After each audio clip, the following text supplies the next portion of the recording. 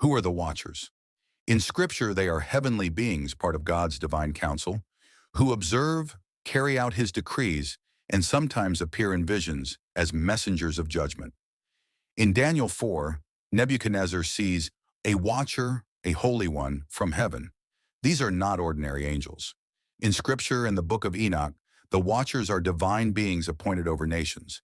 But some of these watchers rebelled against God, and this rebellion is documented both in the book of Enoch and in the Bible itself. But some rebelled. Genesis 6 says the sons of God left their place, came to earth, and corrupted humanity.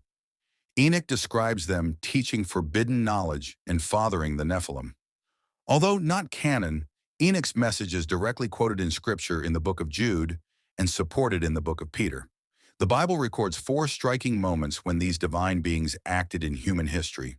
In Daniel 10, a messenger is delayed by the prince of Persia until Michael comes to help, showing spiritual rulers tied to nations. Deuteronomy 32 says God divided the nations by the sons of God. Psalm 82 shows them judged for leading people astray. Another glimpse comes in 1 Kings 22. King Ahab wanted to go to war, and all his prophets promised him victory.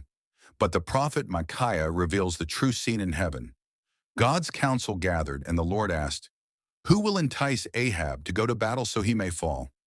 One spirit stepped forward and said, "I will go and be a lying spirit in the mouth of all his prophets." And the Lord allowed it. This shows that behind Ahab's earthly war was a heavenly decision. Revelation 12 describes Michael fighting the dragon. Jude 9 shows Michael contending with the devil himself. Not all watchers rebelled, but those who did, the rulers behind nations, will be judged at Christ's return with the kings of the earth. Scholars call this cosmic geography, spiritual powers ruling nations behind the scenes. That's why Ephesians 6:12 says, "Our struggle is not against flesh and blood, but against the rulers, authorities, powers of this dark world, and the spiritual forces of evil in the heavenly realms." And Isaiah 24:21 declares, "On that day the Lord will punish the host of heaven in heaven and the kings of the earth on the earth." The watchers may rebel for a time, but Christ the King will have the final word.